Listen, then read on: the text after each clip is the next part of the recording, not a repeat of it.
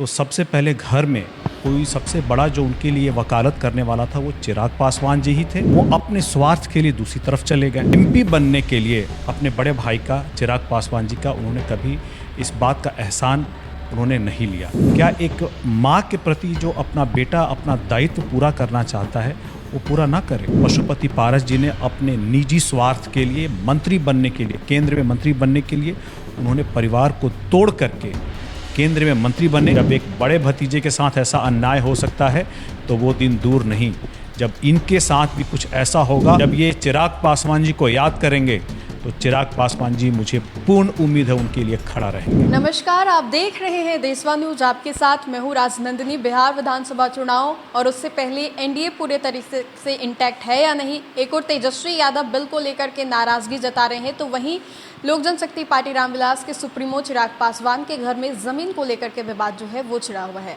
इस पूरे मुद्दे पर बातचीत करने के लिए हमारे साथ लोक जनशक्ति पार्टी रामविलास की ओर से खगड़िया से सांसद हैं अरुण भारती जी, जमुई से सांसद है अरुण भारती जी। पहले तो रामनवमी की बहुत बहुत शुभकामनाएं। आपको और आपके दर्शकों को रामनवमी की बहुत बहुत बधाई, शुभकामनाएं। अच्छा, विवाद जो छिड़ा हुआ है उस पर तो नहीं जाऊंगी, लेकिन अभी प्रिंस पासवान का भी एक बयान आया है जिसमें कह रहे हैं कि चिराग को वो कह रहे हैं कि अगर वो बातों को छुपाना चाहते हैं तो वो पत्रकारों को साथ में लेके नहीं आते, वो चाहते मुद्दे को हाईलाइट करना। नहीं, देखिए, बड़ा ही साफ गोई से मैं ये कहना चाहूँगा कि प्रिंस पासवान जी ने, जिनको जब वो पहली बार चुनाव लड़े थे, उनकी चुनाव में कैसी भूमिका चिराग पासवान जी ने निभाई थी, इस एहसान को उनको नहीं भूलना चाहिए। जब उनके पिता नहीं रहे थे तो सबसे पहले घर में कोई सबसे बड़ा जो उनके लिए वकालत करने वाला था वो चिराग पासवान जी ही थे, और उनकी माता जी, मेरी सासू माँ रीना जी पासवान जी ही थी। उसके बाद जिस तरह से सही या गलत हर इनके कदम में चिराग पासवान जी ने इनका साथ दिया। पार्टी टूट गई तो भाई के एहसान को भूल करके वो अपने स्वार्थ के लिए दूसरी तरफ चले गए।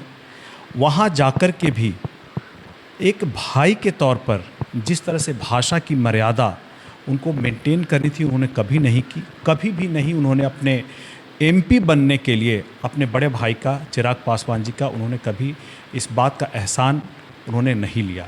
और आज जब एक घर के मुद्दे को लेकर के जो एक सही है, एक 80 वर्ष की बुज़ुर्ग महिला को आप संपत्ति से बेदखल करना चाहेंगे, एक बुज़ुर्ग औरत को के ऊपर आप अन्याय करके संपत्ति पे अपना अधिकार चाहेंगे, तो आप मांगिए।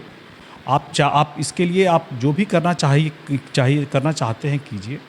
लेकिन चिराग पासवान जी के ऊपर से जिस तरह से ये आक्षेप लगा रहे हैं, आरोप लगा रहे हैं कि वो पत्रकारों को लेकर के गए, क्या एक माँ के प्रति जो अपना बेटा अपना दायित्व पूरा करना चाहता है वो पूरा ना करे? क्या अपने घर में उठी हुई इस समस्या को अगर वो निवारण करने के लिए आगे बढ़ना चाहता है तो वो ना करे? प्रिंस पासवान जी को ध्यान रखना चाहिए कि वो भी एक भतीजे हैं, और पशुपति पारस जी ने जैसे अपने बड़े भतीजे के साथ किया है, आने वाला समय ही बताएगा कि उनके छोटे भतीजे के साथ वो कैसा सलूक करेंगे। आने वाले 6 महीने में इस चुनाव में, आप बिहार के चुनाव में आप देख लेंगे। चिराग काफ़ी ज़्यादा भावुक हो गए थे, पुराने बातों को याद करने लगे थे, और कहीं ना कहीं बातों में वो भावुकता नज़र आ रही थी। कहने लगे कि पार्टी से निकाला, फिर परिवार भी तोड़ डाला, तमाम बातों को लेकर के वो भावुक दिखाई दे रहे थे। देखिए, पूरे परिवार को जो बांध करके रखा था वो मेरी सासू माँ रीना पासवान जी ने रखा था। इन्हीं सारे आदर्शों को, उनके मूल्यों को आगे लेकर के चिराग पासवान जी चल रहे थे। लेकिन उनके इन प्रयासों को बहुत बड़ा झटका लगा जब पशुपति पारस जी ने अपने निजी स्वार्थ के लिए, मंत्री बनने के लिए, केंद्र में मंत्री बनने के लिए उन्होंने परिवार को तोड़ करके केंद्र में मंत्री बने। और उस वक्त उन्हें ये भी अंदाज़ा नहीं आया कि जिस बड़े भाई को वो भगवान कहते हैं, उनके बेटे के साथ उन्होंने किस तरह का न्याय किया, किस तरह का गलत काम किया। उन्होंने उसको घर से निकाल दिया, उसको राजनीति से निकाल दिया, उनको परिवार से निकाल करके पार्टी से भी निकाल दिया। उन्होंने चाहा कि उनके भगवान के बेटे का करियर ही नहीं, अस्तित्व ही खत्म हो जाए। लेकिन चिराग पासवान जी ने अपनी मेहनत के बदौलत, संघर्ष के बदौलत आज वो उस मकाम पे हैं जहां उन्हें होना चाहिए था।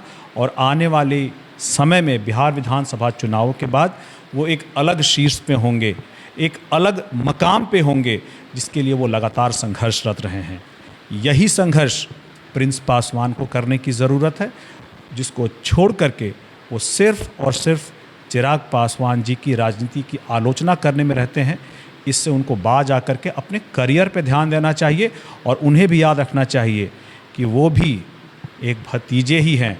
जब एक बड़े भतीजे के साथ ऐसा अन्याय हो सकता है तो वो दिन दूर नहीं जब इनके साथ भी कुछ ऐसा होगा, और उस वक्त जब ये चिराग पासवान जी को याद करेंगे तो चिराग पासवान जी, मुझे पूर्ण उम्मीद है, उनके लिए खड़ा रहेंगे। इन सभी चीज़ों पे फुल स्टॉप लगेगा या विवाद बढ़ता ही जाएगा? मुझे नहीं पता क्या होगा, क्योंकि ये सारी बातें भविष्य के गर्भ में है, लेकिन घर के बड़े ही इन सभी चीज़ों की दशा और दिशा तय करते हैं। घर के बड़ों ने क्या दशा और दिशा तय की है, ये तो अब दिखाई दे ही रहा है। बहरहाल उनका जो भी पहल होगा, उस पहल में हम लोग कोशिश करेंगे कि जिस पक्ष को न्याय मिलना चाहिए उसको न्याय अवश्य मिले। अच्छा, एक आखिरी सवाल। तेजस्वी कह रहे हैं कि जितने भी कानून इस सरकार के द्वारा, एनडीए की सरकार के द्वारा बनाए गए हैं, उनकी सरकार आएगी तो सभी को वो फाड़ के फेंक देंगे। कुछ भी चल नहीं रहा है, अपराधी बेलगाम हैं और जो प्रशासन के लोग हैं वो भी अपने हिसाब से काम कर रहे हैं। सबसे पहले मैं तेजस्वी यादव जी का धन्यवाद करना चाहूँगा कि उन्होंने उस वक्त को याद दिलाया जब हमारे संस्थापक स्वर्गीय रामविलास पासवान जी ने गोधरा में दंगे होने के बाद मुस्लिम समाज के पक्ष के लिए, मुस्लिम समाज के न्याय के लिए उन्होंने मंत्रिमंडल से इस्तीफ़ा दिया था। हम जहाँ थे हम वहीं खड़े हैं, क्योंकि जब उन्होंने इस्तीफ़ा दिया था उसके बाद जब 2005 में चुनाव हुए थे, उस वक्त भी हमारे संस्थापक स्वर्गीय रामविलास पासवान जी यहाँ पर बिहार में मुस्लिम मुख्यमंत्री बनाने के लिए उन्होंने नारा दिया, और वो चाहते थे, वो ईमानदारी से चाहते थे कि मुस्लिम समाज से एक मुख्यमंत्री बने, क्योंकि एक मुख्यमंत्री उस समाज से अगर आता तो आज मुस्लिम समाज कहाँ से कहाँ बढ़ गया होता। कितने गरीब मुसलमान, पिछड़े मुसलमान, वंचित मुसलमान, हाशिए पर बैठे हुए मुसलमान हैं, उनको एक तरक्की मिलती, उनका विकास होता अगर उनके तबके से एक मुख्यमंत्री बिहार में बना होता। लेकिन कमाल की बात है कि उनके ही पिता ने उस वक्त मुस्लिम मुख्यमंत्री बनने का विरोध किया था। अपने संस्थापक के आदर्शों पर चलते हुए चिराग पासवान जी भी आज उन्हीं गरीब मुसलमानों के साथ, पिछड़े मुसलमानों के साथ, वंचित मुसलमानों के साथ, पसमानदा, जुलाहा, अंसारी मुसलमानों के साथ खड़े हैं और उनके हक के लिए लड़ाई लड़ रहे हैं।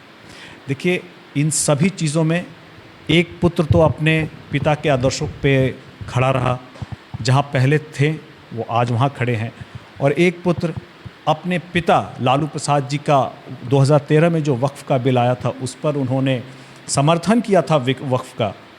उन आदर्शों को, मुस्लिम समाज के प्रति उनके पिता के आदर्शों को भूल करके आज वो वहाँ खड़े हैं और गलत बयानी कर रहे हैं, जहाँ से गरीब और पिछड़े मुसलमानों को, हाशिए पर बैठे मुसलमानों को फ़ायदा होता।